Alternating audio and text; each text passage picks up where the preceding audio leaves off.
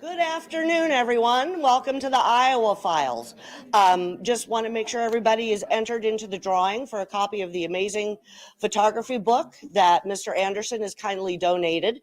So there are strips of paper in the back, and you can throw your name into the hat, and we'll choose it after Mr. Anderson's drawing. So I'm Gail Brubaker. I'm the Executive Director of the West Des Moines Historical Society. Thank you and the West Des Moines Library, EMC Insurance, and the State of Iowa Department of Cultural Affairs, and our members and donors who help make free programs such as this possible. So, barns. How many of you have a favorite barn when you were growing up or have wonderful memories?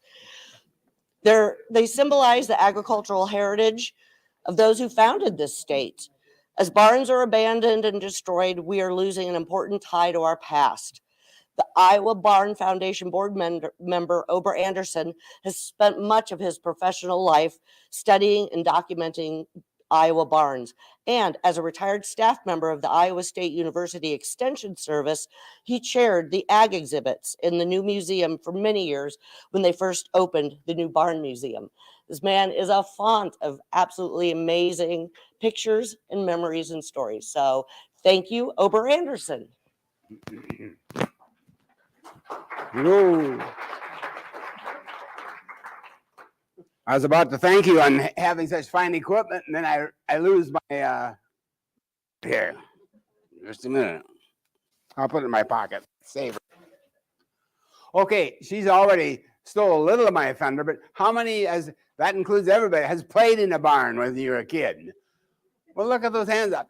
Because if you had a cousin, a city cousin, they love to go play in the barn. And so that's why, one reason why barns are so important. But anyway, I have appreciated growing up with barns. And of course, in my career as extension, I worked with farmers. And then I also did over 500 farm appraisals, my second career. So I was probably in about 2,000 barns just studying the value of those buildings. So that's where we're at anyway. So if we can move ahead, if I can get my, whoops, do I know how to do this? No, that's the pointer. There's point at this. I don't know if that's the Arrow to the right. yeah.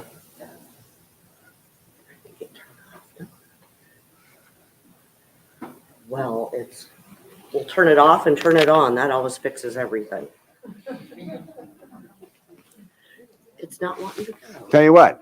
I can just No, here. Put that kid to work. No, let me have you put this in your computer, and I'll use my button. Okay. Okay. I can hit the keypad. Whatever. Pull that one out of there, David. Just that thing right there. Okay. Yeah, have her put that in her laptop. Pull it from the back. Pull it the other way. There you go. Might be quicker. Your son just hit Yep. We hope.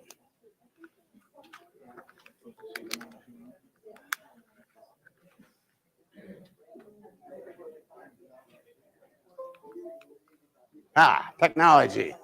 Is there anyone who's ever had trouble with technology? Anyone ever try to run a computer? Well, I have a smartphone. The problem is it's smarter than I am. Okay, anyway, the American barn is what we're here about today. And how many, we've already asked that question. Several years ago, the Des Moines Register had an article saying that 70% of the people had been born on the farm. And I'm sure that number is going down rapidly. But for over 300 years, till our country was settled, until 1950, the barn was the central building for most barns. However, after World War II, I'll show you a couple of slides later, this changed drastically. So anyway, we're all interested in barns. At one time, we were second only to Kansas. We had over 200,000 barns.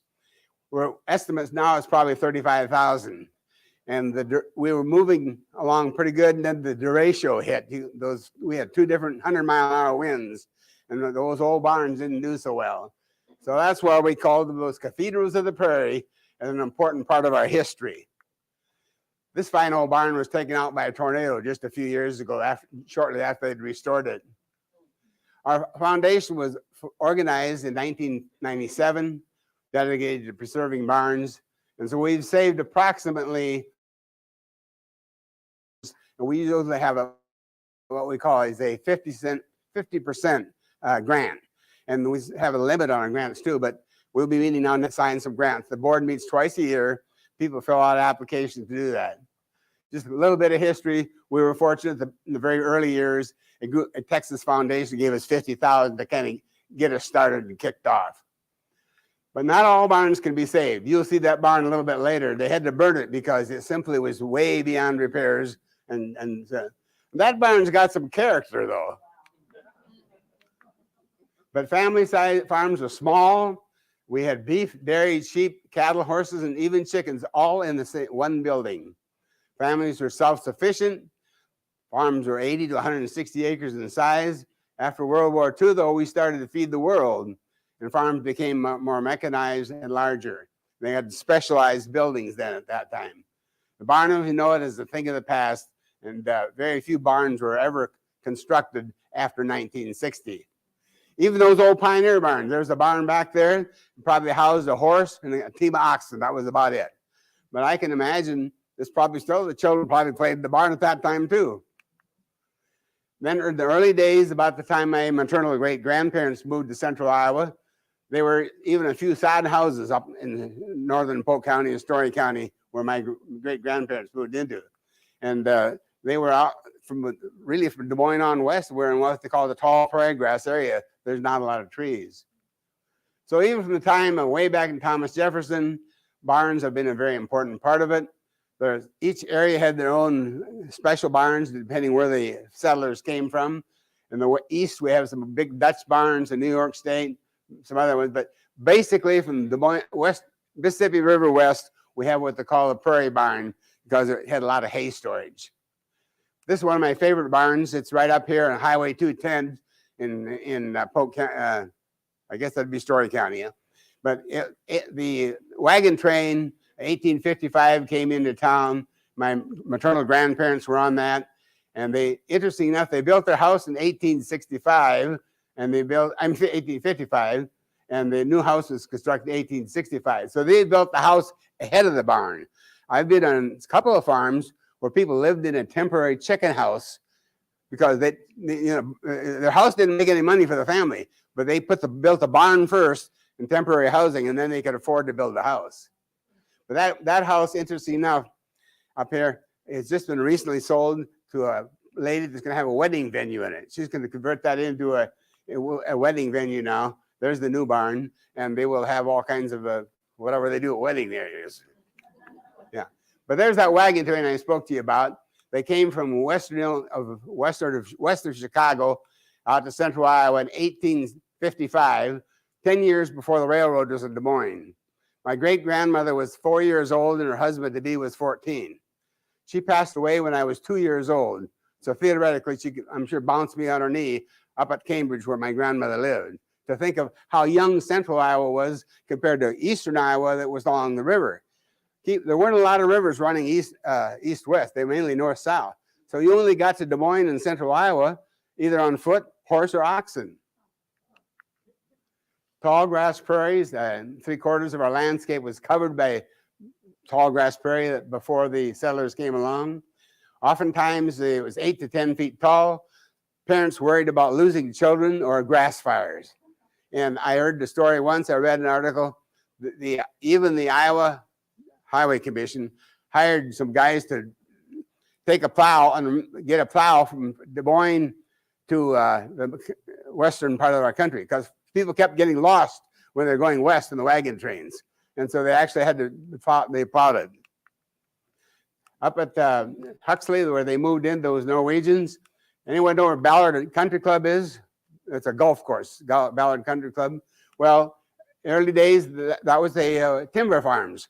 If you bought a farm in northern Polk County or Story County, didn't have timber, you had to have that to burn. You had to have it for buildings. So they sold timber lots anywhere from 2 to 25 acres in what is now Ballard Country Club. There's a German bank barn. Here's an old Norwegian barn, and I would imagine that's going to stand forever and ever. So barns are agricultural heritage, as I mentioned, and they're also values of hard work, honesty, integrity, and family. Because families, just like a family-owned business, the family worked together and lived together. And that made for quite a family operation. Lifting hay in the barn. Today, the Amish still are involved in barn building. And if you've been any place in areas where the Amish are settled, you'll see these guys help each other building barns. And when people call me to want repair old barns, I often refer them to the Amish because they do an excellent job. I've known Amish to travel as much as Eileen, your sister, had them travel to Hardin County when she had the work done paid by the insurance company. And they would get into a I guess what I'm trying to, a van and come up daily, I think, to do that work. But they're excellent farmers. I mentioned World War II. This is pretty critical, but look at World War II. We were hardly feeding ourselves and a few others. Well, what happened in World War II? We started feeding the world. And now the number there is up in the hundreds. But the truth is, with our large farm operations, it's beyond that. It's in the thousands. And some people call it factory farms and commercial farms. But if it's operated by a family and their own children, to me, it's a family farm, unless you've got lots of hired help. Not surprisingly, look where horsepower on tractors pass horsepower on horses. But believe it or not, World War II. And they figured it's on there something, one tractor could do the work of what, 5 horses or something like that, you know. But I can remember as a young boy, we used horses for hauling the manure or for running the spring when we seeded oat seeding. So it didn't do it. We were turning over to tractors at that time. And anybody ever candle eggs or gather eggs? I'm going to ask you that. I had a lady one time in a group that said, yes, after school, that was her job. She went to the grocery store to candle eggs. Every grocery store had to have an egg candler because that's the way mom didn't have any money for her groceries. She took 15 dozen, whoopsie. She took 15 dozen eggs at a time in, and then the guy, my grocer, would write down she'd had a plus or a minus. At the end of the month, she gave me cash, but rarely did she give them each time. There's the old family farm. That's a poor Norwegian farm up in my home farm. Because say, believe it or not, I'm the middle child of 11. And I milked cows by lantern light until when I was 9 years old. Then my dad bought a farm because prior to that, World War II, he could not get electricity unless you owned the farm. So we had electrical poles put in, and believe it or not, they were constructed by prisoners of war from Algona, in the prison camp over there. And I think my mom probably gave them coffee and crinkle during the breaks even. But again, that old barn, which is not a fancy one, we had milk cows over here. We had a couple of horses and sheep and hogs. And this wing over here had a few cattle. We had everything. We did have a separate building though for the chicken house. Then, as I say, all of a sudden, after World War II, we've had hog confinement buildings have gone up. And even though none of us in this room want to live next to one, I'm telling you, with the price of beef going up, and it's going to go higher, guys, our beef cow herds are the lowest in 62 years because of the drought out in West. So if you can find a special on beef, you better buy it right now and put it in your freezer. But poultry and chicken are going to be much cheaper as they are now. And one reason they're cheaper is because you got these huge buildings. You can take your choice. Don't live next to one because there's some odors there you may not want. But if you want to go to the grocery store, we have enough troubles lately without having to close these down. And believe it or not, California won't buy our hogs anymore if that's the sows were in open space. They don't want them confined to a stall where you keep the baby pigs alive, by the way. And they know nothing about agriculture. Same with poultry. Unless you have an open flock, if you're in cage layers, they won't buy our eggs. We're the largest egg producer in the United States, and California is one of our markets. The California grocers and other people are already trying to get them to change that rule. There's my sister's operation. She and her husband up in the Winnebago County. Early 1960s, one of the very first poultry operations. I think they had about 7,000 to 10,000 chickens in that house right there. Of course, there's their old barn back there. But they were one of the first confinement houses that I know of. Barn basketball. I went to 8 years of country school, we didn't even have a basketball hoop. So naturally, when we got into high school, the kids in the city and little towns had played basketball since they could walk. My brother wanted to play basketball, so he would get a hay knife and he'd chop the hay, feed it out. When he got to the ground floor, he could shoot baskets. Well, then as he got down to the free throw line, and if the whole barn was sold out, he could probably shoot a three-pointer. But anyway, barn basketball, especially girls 6-on-6. Anyone ever watched that when you were younger? A lot of those are small towns. Cities didn't have, Des Moines didn't have any girls basketball. So many a gal on a cold winter morning honed her skills in a drafty old coal barn. There's our barn foundation. I'm at Historical Society building in Ankeny. I decided to join them when I saw this barn building decided to build up. So I've been a member since that time. And I was told that the school superintendent and the chairman of the Historical Society remembered playing in a barn when they were kids, and they wanted a barn. So the rest is history. We had a barn dance. I was involved in getting that set up before we opened up in 2006. What would that be? 17 years ago. Just as old barns had barn dances when they got started. And there's a museum. We still have some 7th and 8th grade classes visit, and I used to be involved in taking them through the ag exhibits, but haven't in recent years. Interesting enough, we had a display on the Des Moines munitions plant, and these two women both worked in the munitions plant. One of them is deceased, but one of them is still alive, and they actually worked as young women in the Des Moines ordnance plant, south of Ankeny. I understand the Johnson Historical Society has a barn. I haven't personally visited that, but they moved it into town and used it for that reason. You excuse me, I've been talking too much. Take a break. That Johnston barn. Yeah. My granddaughters had their graduation party there, and they have wedding venues. It's Oh, yeah. beautiful inside. Okay, here's another old barn up north of Ankeny. Unfortunately, that's now been destroyed. They built a bunch of houses there. Another barn not too far from us, really, the Whittern Barn on Army Post Road. And that's a very, has a lot of history behind it. They had shorthorn cattle. They showed it at the Chicago Livestock Exposition. And that one, it's 1,200 acre farm. And Whitterns own it. I think the family still owns it. The ones that have that, what is it? Whittern also developed the coin-operated cigarette machines and all the machines that they do that for. It's an old Army Post Road. And there's another old barn up on the, I call it Polk City Road, northeast of Ankeny. I happen to know that those guys came and lived in a covered wagon, two brothers, the first winter while they built their house and barn and then brought their family. They also bought some White Park cattle. They were brought from Britain into Canada because they didn't want to lose them during the history of the White Park cattle, which were they ran in wild almost in game preserves. They took them to Canada. Then Canada didn't want them anymore. They sent them down to the King Ranch in Texas. They decided they were tired of them. So this farmer up at Polk City bought all those White Park cattle. And you'll still see them if you go take the road north of Ankeny and drive east or west. You'll see those White Park cattle on the north side of the road. And they have 40 acres that never seen a plow.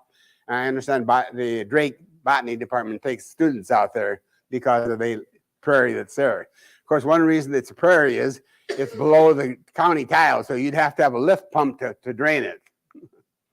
Another old barn called the Geisler Barn. Some of you might have seen that in the news recently. The Polk County Zoning Commission voted against this conservative Christian organization setting up a retreat. I wrote a letter in defense of the barn saying, I arranged 35 years ago for an ag engineer from Iowa State to visit that barn to discuss putting hog confinement, or not hog farrowing halls in it. He said it was too expensive to do that, but he said it's a lot cheaper just to tear it down, build a hog confinement setup, which they could have done. The Polk County Board of Supervisors has nothing to do with building hog confinements, except in the real high intense areas. I said, would you rather have a hog confinement building or a Christian retreat in your community? The Board of Supervisors overvoted the Zoning Commission. I don't know that my letter had anything to do with it, but Another old barn built 1898.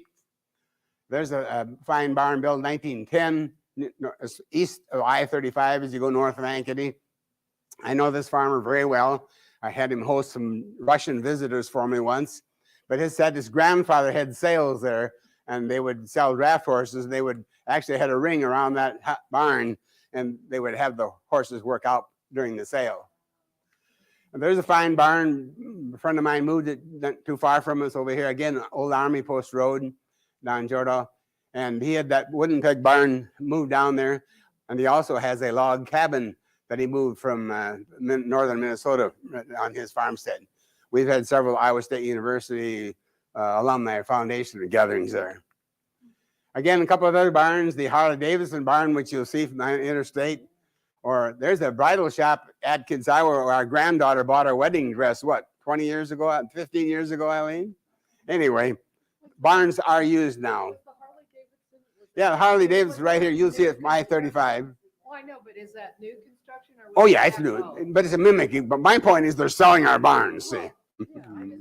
Another one, same thing, is a farm management facility right across the street. You'll see that one too. So we'll do anything to keep barns going. Levy History Farms, of course, has a couple of real nice barns. They got the old style one, and then they got the prison farm. At one time, the prison farm, I think I have another picture, it's on the National Registry. At one time, they had 40 mules in the lower level. And not too long, I think about the time I graduated from Iowa State, the prison farm was then being sold, and then made it, Living History Farms then, of course, purchased it. But that fine old barn, they used to back hay wagons up there to unload the hay, and again, horses and mules in the lower level.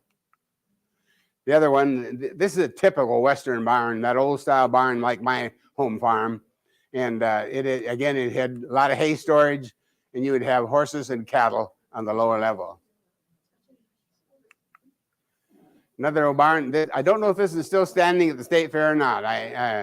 It was rebuilt in 1994 and used to display baby farm animals until I think real estate guy, he and his wife built a fine new facility for that display.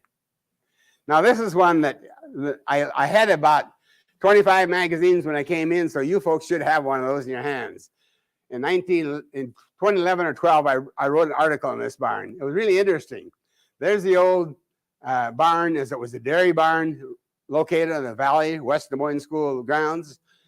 And I don't know how many of you know, but Valley has the smallest footprint of any school of its size in the state.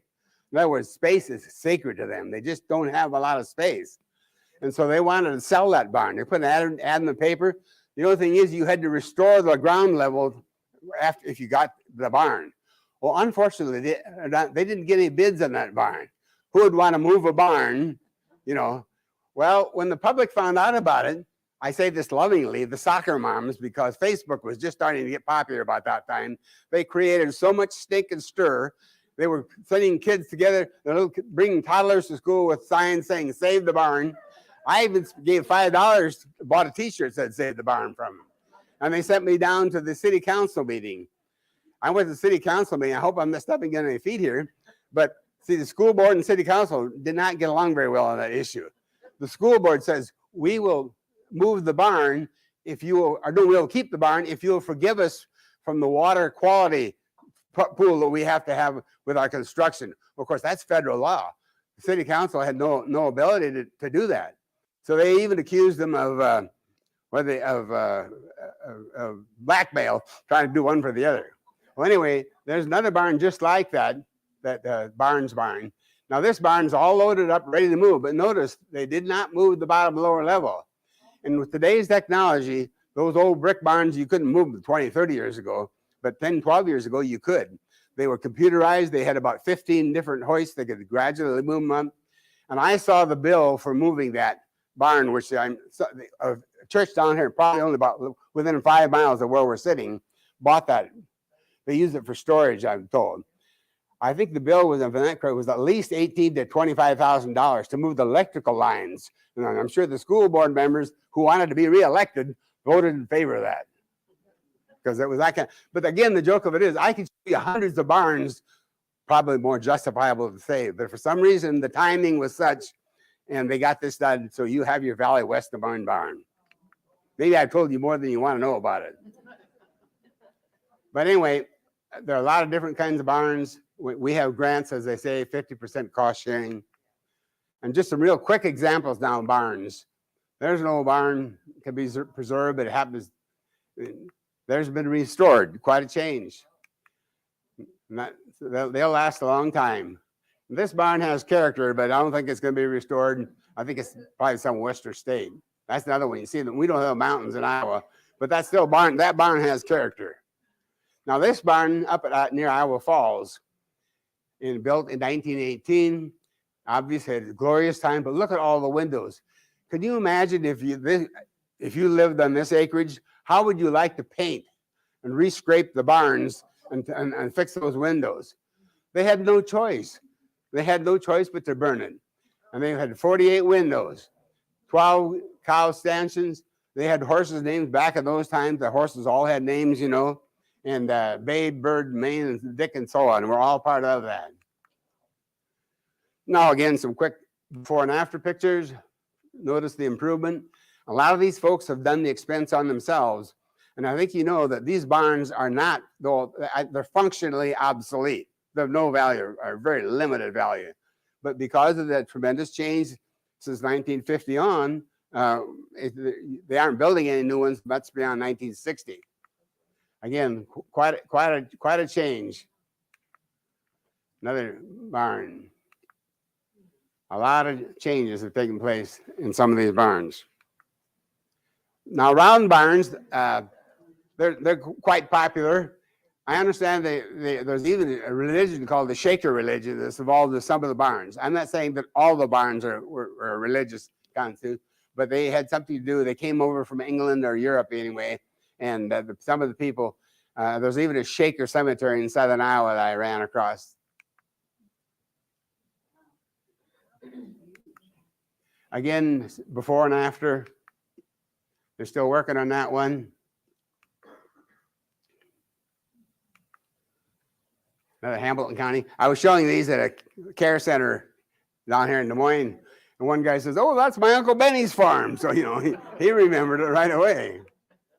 Now, this one's up at Nevada. I knew that family very well, the Hansecker family, and up in the town of Fernald. And it's built of limestone, the basement. And of course, limestone erodes when it comes in contact with water, a lot of that. So they had to go to a lot of work to restore that barn. This farm has a lot of history too, because it's just like the Hubble barn, the Rosenfeld family, when I worked for Extension, the member of the family, Louise Rosenfeld, was the head home economist of Iowa. She was in charge of Iowa State University Extension home economists. Anyway, they had showed livestock at the Chicago Livestock Exposition. The 1925 champion came through that barn. That's near Kelly, south of Ames. One of the early barns in Iowa was built in 1860 outside of Decorah. I'm sure that was one of those Norwegian barns. Hog barn, large barn near the smaller one outside Decorah. And this is one of my favorite barns. It's favorite because this man, Norman Borlaug, probably saved more lives than any man that ever lived in the world. He developed the wheat and the rice that were disease-free, and that's his home farm in Cresco. He was graduated from high school during the Depression, had no money to go to college, but he had a wrestling scholarship. They offered him one at Minnesota. He went to Minnesota for his undergraduate, and that's what got him through. But like I say, he developed a lot of ideas. He got his BS, his embassy degrees from Minnesota, and then he got his doctorate degree down Texas A&M. But I read a couple of his books. He pioneered some of the wheat research, and in Pakistan, the government would not approve his biotech seed, but some of the farmers purposely planted wheat up in the uplands. And they took some of the leading government officials up to that wheat field that was a distance away from the capital and said, "You've got two choices. You can let your people starve and have uprisings, or you can improve this wheat." Again, they improved the wheat for him. And he just passed away, well, 15 years ago at age 95. I don't know if you remember or not, the Iowa Historical Building, they had a sculpture I happened to go out there and I have a picture of the sculpture developing Norman Borlaug's sculpture, which has now been moved to the Washington, D.C. Okay, why are most barns painted red? I did a little research on that for an article I wrote, and some say it was so the cows could find their way home, but that's not the right answer. And it was actually a wood preservative, and they found out that a mixture of linseed oil and some rust even extended it. So for some reason, red is still one of the winning choices here. And the guys down our Historical Society board is also a semi-professional photographer. He does an excellent job. He's been taking pictures in these round barns the last few years that are in our magazine. There's almost a work of art. Look at you could lay back in the hay there and some lemonade in your hand and probably look at that roof for quite a while and enjoy that. So the well-recognized American symbol, the American barn, and according to my biased appraisal, the American flag, I mean, the barn is second only to the American flag. It's probably people recognizing it, knowing what it is. The book I think we're going to give one away here shortly. I passed one around for your information. And again, that would make a fine coffee table book for home or office. I'm biased because I wrote the introduction to it. And anyway, we used it as a fundraiser. We're selling those now at $24. That includes the mailing fee. I can sell them for $20 if I hand carry it, which I have several of them available today. We do have a summer barn tour scheduled for Van Buren County. We normally cover a certain region of the state, but this year we're cooperating with an organization in Van Buren County who already have identified a lot of barns for us on the tour. And so for 2 days, you can have free lunches available at one of them. And if you've never been to what we call the villages of Van Buren County, that's worth that for a trip alone. If you're an antique buff, you can go there. My son-in-law own a farm in Van Buren County. Whenever they go down there, my wife gets an order. She goes to the Amish store and she gets, what do you say, 50% or more on some of the spices. They buy it in bulk. You can buy spices and coffee and you name it at the, what's the name of that store? Yeah. The Dutchman store. Yeah. And they're just expanding. They're huge. Okay. The 2023 Iowa State Fair booth will be at the Ag Building this year. We've been up in Pioneer Hall for about 20 years, and I've helped out from time to time. But this year, we were able to get us into the Ag Building. So when you go to look at the butter cow, stop by our booth. And I told you that our Iowa Barn magazine, which I had copies available today, it comes out twice a year. And anybody who contributes $50 is kind of an annual membership. It used to be $25, but printing costs have gone up like everything else. So now anybody that gives us $50 a year will get a free subscription to that.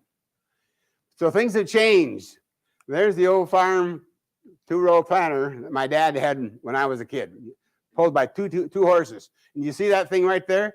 That's a row marker that tells where the horse is supposed to go when he turns around. Now there's a 48-row planter. How tall of those would the row marker have to be to find him where he should go back to the field? Well, you don't have to worry about that. He uses a satellite. Yeah, farmers right now. I understand now they even have a 56-row planter. And this is 40-inch rows. These are 20-inch rows. You know why that's a 40-inch row? That's the rear end of a horse. And the horse has to go between the two rows so you don't knock down the corn.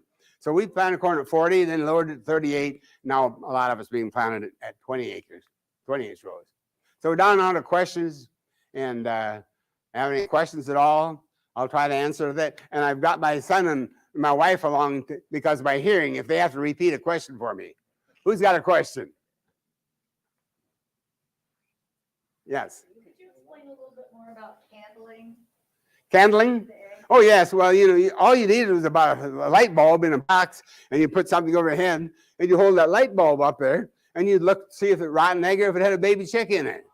And of course, if you don't gather the egg, well, what happened too is chickens, have a way of escaping, and they'll lay eggs someplace. And what do they do when they get 3 or 4 eggs? They start sitting on them. That's what we call a cluck hen. It stops laying. It wants to raise those chickens.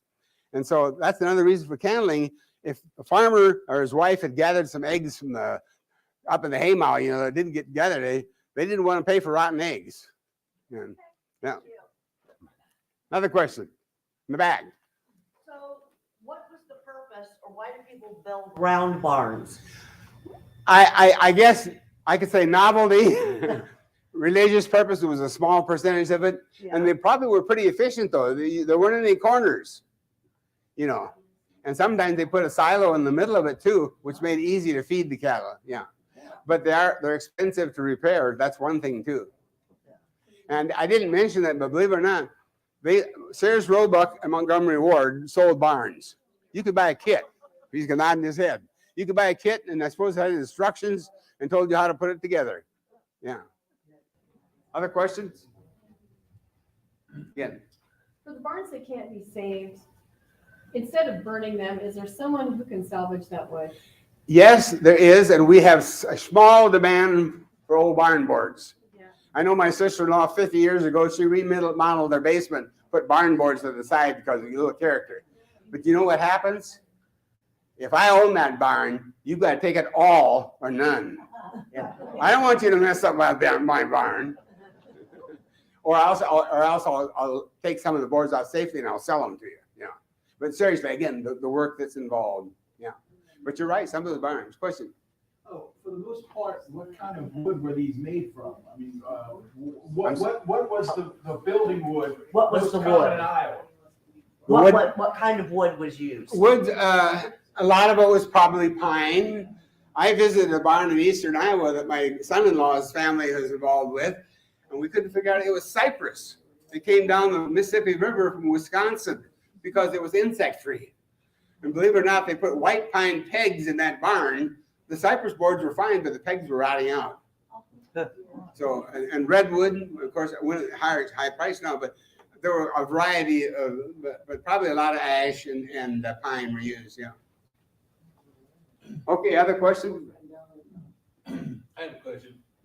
Do you see like people turning barns into houses a lot? I mean, Again, there's some of it. I should have had a picture of those. I've probably seen 8 or 10 where they've converted them into housing. And I saw one where they even had converted a round steel grain bin into housing. I think south of Ames, you'll see one of those on Highway 69. But again, you have to be interested in that. The cost is probably pretty high, but yet there's some nostalgia there too. So, on the other hand, in Europe and sometimes in the Northeast, they built the house attached to the barn. They did that so you didn't have to go out in the snow and cold to milk the cows in the morning. And so, on the other hand, it would have some, when you're having the ladies' tea over, you know, what's that smell, you know? So, by and large, we got away from just to separate the two. But I guess the thing, and again, most of you people know this, up until 1950, when the bulk of Iowa lived in the farm family, they worked together, they played together. You know, they shelled, even before seed corn was developed, which is about the time I was born, they'd shell seed corn, air corn, to use for seed this year. And rather than do it by themselves, they sometimes invited a few neighbor ladies, they went over to help them too, and they would do that. So they had work sessions together. Other questions? Well, I just wanted to comment about when my parents first started farming, when they would, in the fall, the grain they were still using like a threshing. Oh, yes. So, all the neighbors would come and the men would work, the women would get Until lunch ready and, until I was 9 years old, we had a steam engine. And the steam engine and horse-drawn, and when I was 14, I remember one of my last threshing runs for my dad. I got to drive the tractor. That was a big deal, especially because you ever eat some of those meals they serve you? They're really good. You go outdoors. But even the one reason then people started, of course, because of labor. And another thing, why do you suppose everybody had oats for threshing? Yeah, horses run on oats. Tractors run on diesel and gas. You can't give them oats.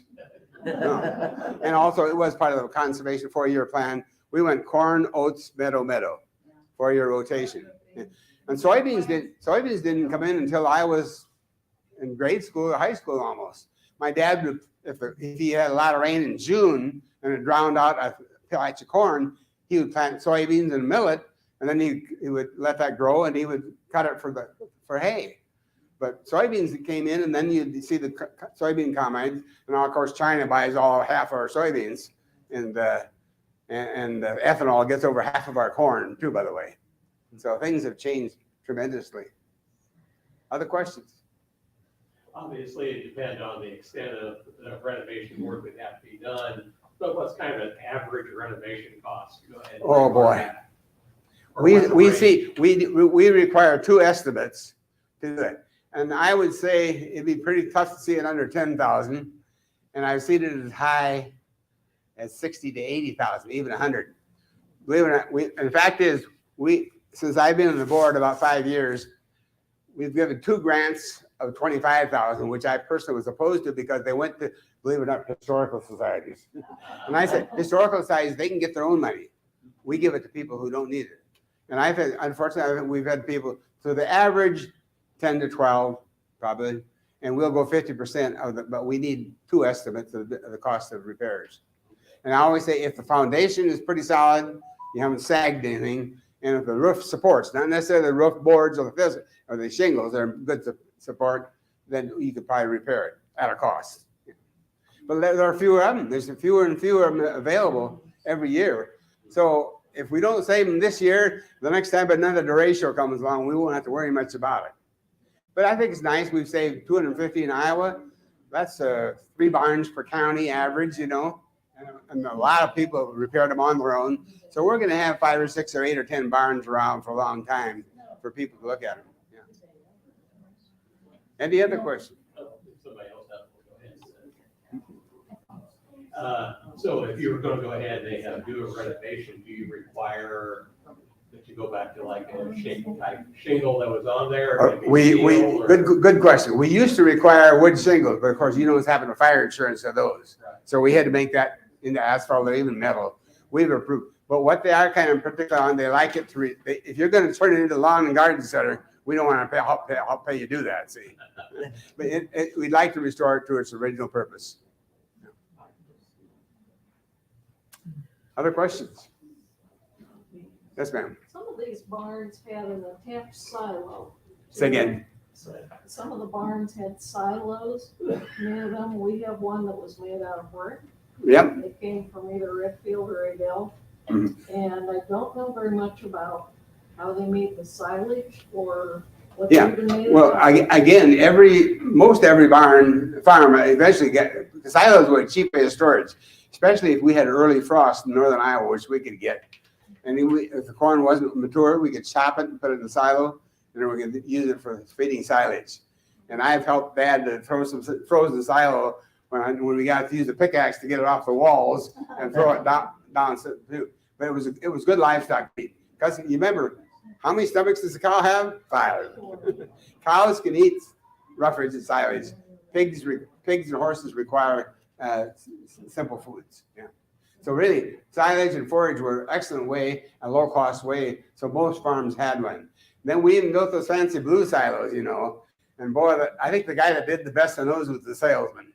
Yeah. Ideally, those were never intended for storage. They were just a vehicle where you were to refill them.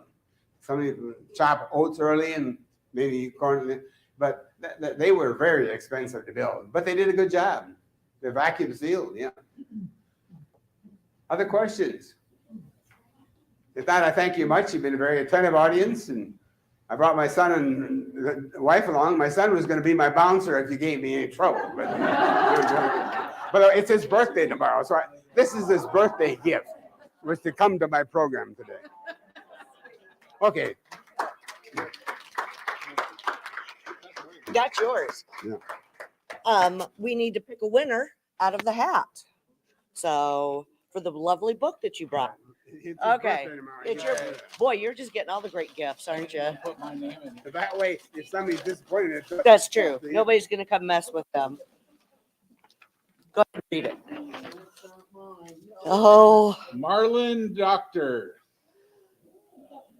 all right. So thank you all so much for coming today. Next month, did you know that Muscatine, Iowa was known as the pearl button capital of the world? I see some of you nodding. Companies in Muscatine manufacture more than 1.5 billion, that's with a B, mother pearl buttons each year. So the Iowa State Button Society member, Karen Liebold, will share the history of buttons and more information about these little teeny tiny works of art.